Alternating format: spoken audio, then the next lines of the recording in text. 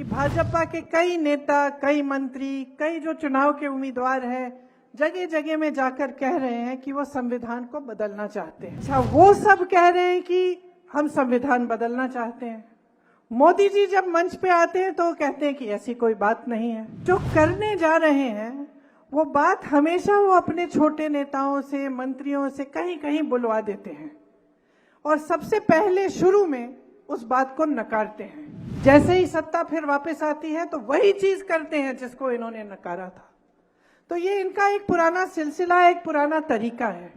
सबका एक समान अधिकार इस संविधान ने हमें दिया और इस संविधान को बनाने के लिए, हमारी आजादी के लिए हमारे बड़े बड़े महापुरुष लड़े।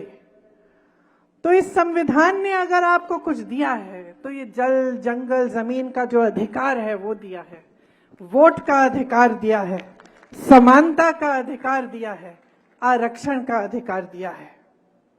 अब आप जानते ही हैं, आपने देखा होगा कि भाजपा के कई नेता, कई मंत्री, कई जो चुनाव के उम्मीदवार हैं, जगह जगह में जाकर कह रहे हैं कि वो संविधान को बदलना चाहते हैं। देखा है आपने, सुना है, टीवी पे देखा। अच्छा, वो सब कह रहे हैं कि हम संविधान बदलना चाहते हैं। मोदी जी जब मंच पे आते हैं तो कहते हैं कि ऐसी कोई बात नहीं है। लेकिन अगर आप इनका इतिहास देखो और देखो कि किस तरह से ये लोग पिछले 10 सालों से किस तरह से इन्होंने इस देश में अपना राज चलाया है, तो जो करने जा रहे हैं वो बात हमेशा वो अपने छोटे नेताओं से, मंत्रियों से कहीं कहीं बुलवा देते हैं और सबसे पहले शुरू में उस बात को नकारते हैं। तो शुरू में क्या कहते हैं कि चलो एक उम्मीदवार से कहलवा दिया, एक मंत्री से कहलवा दिया, किसी और से कहलवा दिया और हम मना करेंगे कि भाई हम ऐसा नहीं करने जाएंगे। जैसे ही सत्ता फिर वापस आती है तो वही चीज करते हैं जिसको इन्होंने नकारा था।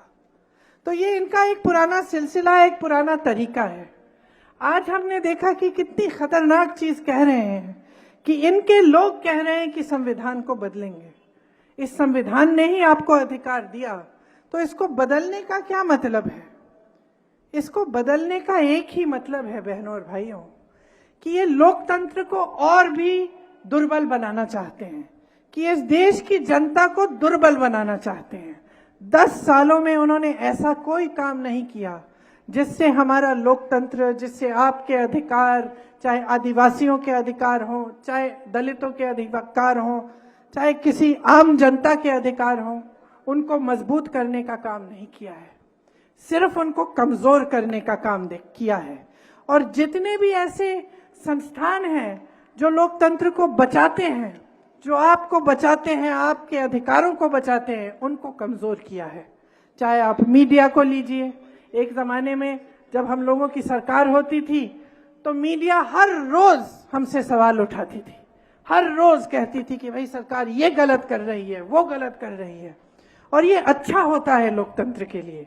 किसी ने उन्हें टोका नहीं, किसी ने उन्हें जेल में नहीं डाला, किसी ने उनका मुंह बंद नहीं किया, किसी ने उन्हें खरीदने की कोशिश नहीं की। लेकिन आज जो परिस्थितियां हैं, पूरी मीडिया बिकी हुई है, पूरी मीडिया कुछ बड़े बड़े खरबपतियों की है। आपको सच्चाई दिखती नहीं है, तो आपको कौन सी सच्चाई दिख रही है? 2 अलग सच्चाइयां हैं। एक तो आपको दिख रहा है कि जो टीवी पे दिखता है कि बड़े बड़े काम हो रहे हैं, देश आगे बढ़ रहा है, हमारी अर्थव्यवस्था बहुत तेजी से आगे बढ़ रही है और सब चमकीला, सुंदर दिखता है। कभी G20 की बात होती है, कभी किसी और चीज की बात होती है। जब भी मोदी जी दिखते हैं अकेले मंच पर, उनसे ये आपको पता चलता है कि कितने एक इंसान की कितनी सत्ता है, कितने बड़े नेता बन गए, यही बताया जाता है।